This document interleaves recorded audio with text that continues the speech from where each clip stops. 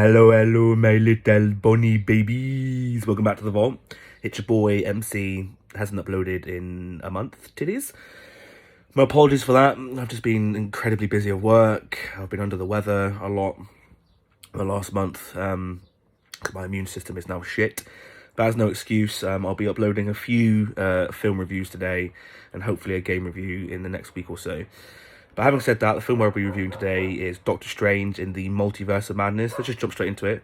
This one opens as a different variation of Doctor Strange and America Chavez flee helplessly from a monster. Quite a cool cast for this one. There will be spoilers, heavy spoilers in this review. So obviously if you haven't seen the film yet, then click off now. Quite a cool cast for this one. Benedict Cumberbatch reprises the role of Stephen Strange once again and is rejoined by the likes of Elizabeth Olsen, Benedict Wong, Chiwetel Ejiofor and Rachel McAdams. There's also a slew of new acting talent in the form of Lashana Lynch. I'm definitely going to butcher this next name, so I'll just call her Miss Gomez. She plays America Chavez and does a pretty solid job, honestly. There's also John Krasinski, Patrick Stewart and cameos from Tilda Swinton, Mads Mikkelsen and Bruce Campbell. Just a really fun and energetic cast. The story for this one catches up with Doctor Strange once again as he collides with young America Chavez, a young girl who's able to travel the multiverse.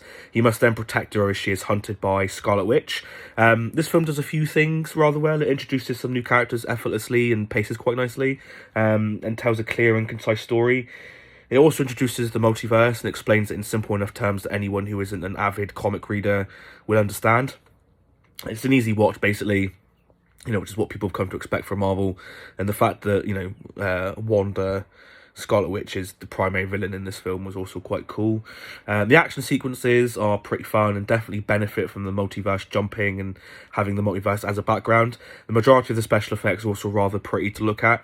Sam Raimi directs this one, and honestly, his fingerprints are all over it.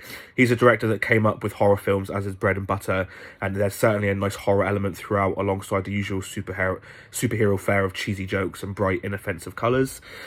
The only thing I really learned from this was that John Krasinski looks pretty dope as Reed Richards, so I'm hoping that, he comes back to play him, permanently, because I know there's a new Fantastic Four film coming out. But we have it, guys. There's my very quick review for Doctor Strange. I bet you were thinking it was going to be longer, but I'll get to as to why it isn't longer. So let's jump to the two more questions. Question number one, would I recommend this film? I would recommend this film so far as just to keep up with the MCU. I know a lot of people are getting worn out with the MCU by this point with all the TV shows and the films. If you want to keep up with what's going on in the MCU, then definitely give this film a watch.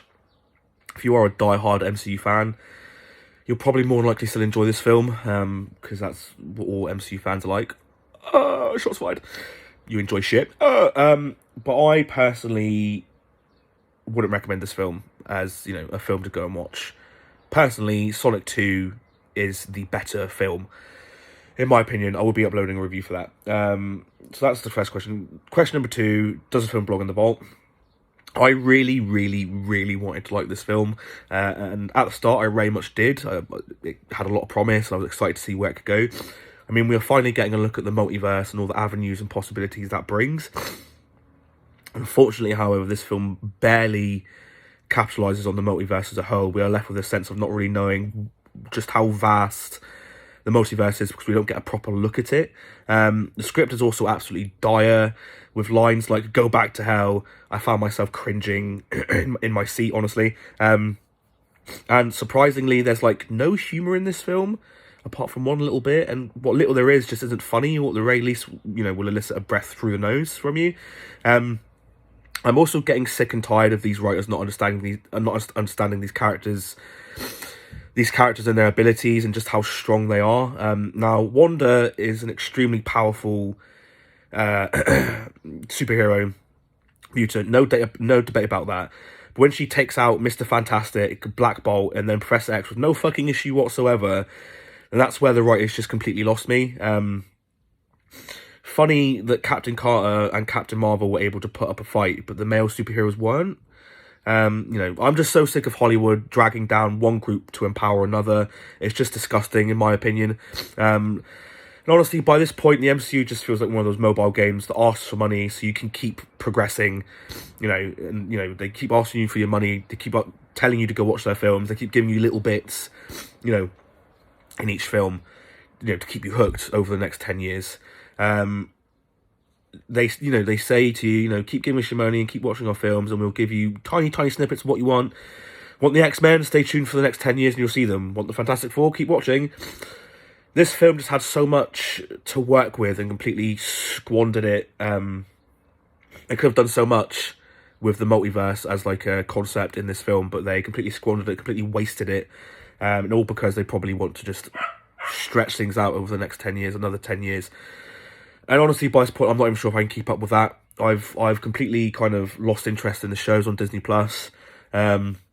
So honestly, for those reasons, there's that little turd star that's gone off, followed by, I don't know, one of fucking Wanda's beasts. I don't fucking know.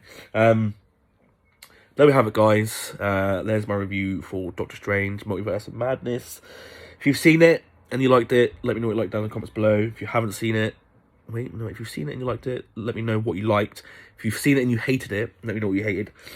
As always, guys, if you like what I'm doing here, please don't forget to like, subscribe, share this video with your friends, your pets, your families, your friendly neighbourhood, sorcerers and witches.